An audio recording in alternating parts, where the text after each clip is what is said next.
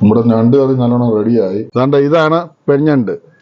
ഞണ്ട് പൊളിച്ച് വൃത്തിയാക്കി വെച്ചതിന് ശേഷം ഒരു കാരണവശാൽ അതിന്റെ കൂടെ നമുക്ക് മാങ്ങയും കൂടി ഇട്ട് കൊടുക്കുക, കറിവേപ്പില ഇടുക.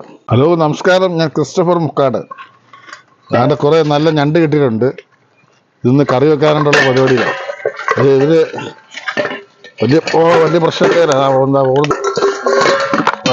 വലിയ പ്രശ്നമാണ് ഈ ക്ലീനിങ് ആണ് അതിന്റെ മുഖ്യ ഘടകം. ഇതിപ്പോ രണ്ട് സൈസും ഉണ്ട്, പെൺഞണ്ടും ഉണ്ട് ആൺഞണ്ടും ഉണ്ട്. അപ്പൊ പെൺഞണ്ടിന് നല്ല കല്ലയൊക്കെ ഉണ്ടാവും. ഇതാണ് പെൺഞണ്ട്. ഇത് ആൺഞണ്ട്.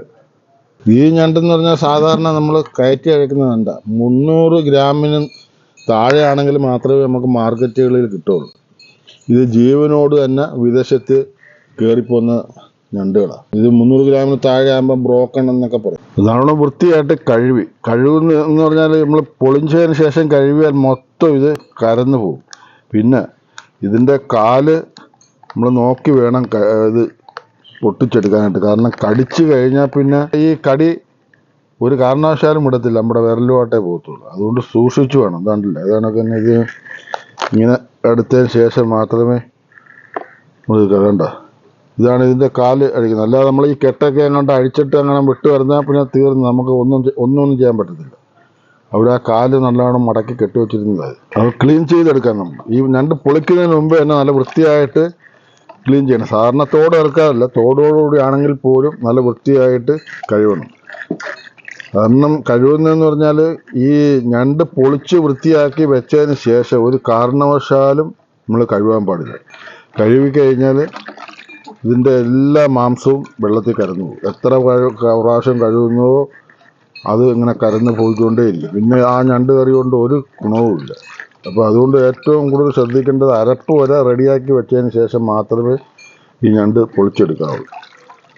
പിന്നെ ഈ കാലൊക്കെ ഉണ്ടല്ലോ, ഇത് വലിയ കാലം, ഇതിൻ്റെ അകത്ത് അരപ്പൊക്കെ പിടിക്കാൻ വലിയ ബുദ്ധിമുട്ടാണ്. അതുകൊണ്ട് പിച്ചാത്തി വെച്ച് ഒരു കൊട്ടി ഒന്ന് പൊട്ടിച്ചിട്ടാൽ അരപ്പൊക്കെ അതിൻ്റെ അകത്ത് കിട്ടും. ഞണ്ട് പൊളിക്കാൻ വലിയ കാര്യമൊന്നുമില്ല, ഈസി. അതാ ഇങ്ങനെ ഈ പൊസിഷനിൽ വന്നിട്ട് നമ്മൾ അടിച്ചിട്ട് ഇങ്ങനെ ഉള്ള അതിൻ്റെ അകത്ത് കാര്യം ഇതതിൻ്റെ രീതി.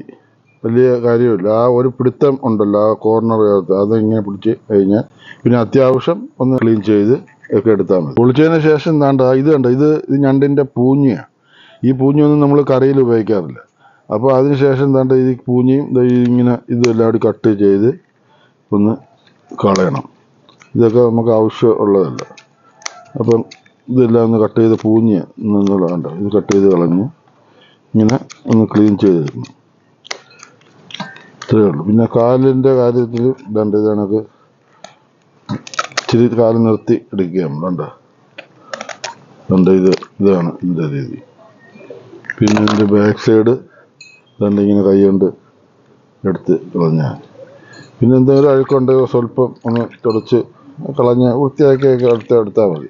അല്ലാതെ വെള്ളത്തിയിട്ട് നമ്മൾ കഴുകാൻ ശ്രമിച്ചാൽ ഈ കാണുന്നതെല്ലാം തന്നെ നമുക്ക് പോകും. ഒരിക്കൽ കൂടി പറയാണ്, ഇത് കട്ട് ചെയ്ത് കഴിഞ്ഞാൽ വെളിയിൽ വെച്ചേക്കരുത്.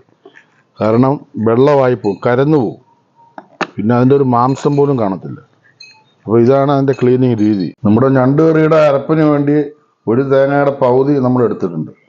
അതിൻ്റെ കൂടെ 1/4 ടീസ്പൂൺ മഞ്ഞൾപ്പൊടിയും കൂടി ഇടുകയാണ്. 1/4 ടീസ്പൂൺ ജീരകപ്പൊടി, 1/2 ടീസ്പൂൺ കുരുമുളക് പൊടി, 3 ടീസ്പൂൺ മുളക് പൊടി, 3-4 ചെറിയ ഉള്ളിയും കൂടി ഇട്ട് കൊടുക്കുക. നമ്മുടെ ഞണ്ടിൻ്റെ കറിക്കൂട്ട് ഇത്രയൊക്കെയാണ്. അപ്പോൾ ഇത് അരയാനുള്ള വെള്ളവും ചേർത്ത് നമുക്ക് അരച്ചെടുക്കാം. നമ്മൾ ക്ലീൻ ചെയ്തെടുത്തപ്പോഴത്തേക്ക് ഏകദേശം 1/2 കിലോളം ഉണ്ട്. അതിൻ്റെ കൂടെ നമുക്ക് മാങ്ങയും കൂടി ഇട്ട് കൊടുക്കുക. പച്ചമുളക് 8 എണ്ണം. ഈ പരുവമാണ് ഞണ്ടിന് നമ്മൾ അരച്ചെടുത്തത്.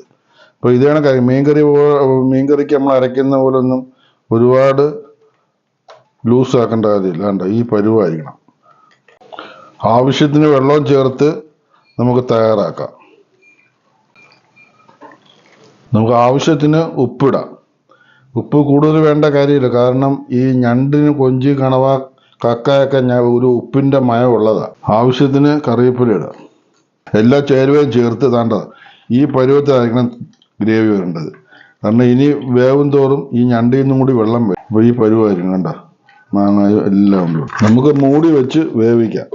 പക്ഷെ ഇത് മൂടി വെച്ച് വേവിക്കുന്നതിനോടൊപ്പം തന്നെ ഇടയ്ക്ക് ഒന്ന് തുറന്ന് ഇളക്കി കൊടുക്കണം. കാരണം ഈ ഞണ്ട് അടി പിടിക്കും കറി. അതുകൊണ്ട് അതൊന്ന് ശ്രദ്ധിക്കുന്നത് നല്ലത്. നമ്മുടെ ഞണ്ട് കറി ഏകദേശമൊക്കെ റെഡിയായി. ഇപ്പോൾ 2 പ്രാവശ്യം നമ്മൾ തുറന്ന് ഇളക്കിയായിരുന്നു. ഇനി ഒരു സ്വല്പം കൂടി ഒന്ന് തുറന്ന് വെച്ച് അതിന് ശേഷം നമുക്ക് ഇറക്കിയെടുക്കാം. നമ്മുടെ ഞണ്ട് കറി നല്ലോണം റെഡിയായി. പാകത്തിന് ഉപ്പുമൊക്കെ നമ്മൾ ഇട്ടതെല്ലാം ശരിയായിരുന്നു. ടേസ്റ്റ് ചെയ്ത് നോക്കിയപ്പോഴത്തേക്ക് നമുക്ക് സ്റ്റൗ ഓഫ് ചെയ്ത് ഇറക്കാം. ഞണ്ട് കറി ആയതുകൊണ്ട് ഇന്ന് ചട്ടിയോടെ ഇങ്ങ് പൊക്കി. എന്തായാലും അത് ടേസ്റ്റ് ചെയ്ത് നോക്കട്ടെ. ഒഴിച്ചെന്തായാലും നോക്കട്ടെ. ചിലപ്പോൾ ഗ്രേവിയും കൂടിയൊക്കെ ഒഴിക്കട്ടെ. നല്ല തിക്കായിട്ടുണ്ട്, നല്ല ഗ്രേവിയാണ്. അതുകൊണ്ട് നല്ല മാംസം, നല്ല രസക്കട്ടിയുള്ള ഞണ്ട. അതുകൊണ്ട് നല്ല കട്ടിയുണ്ട്, രസമുണ്ട.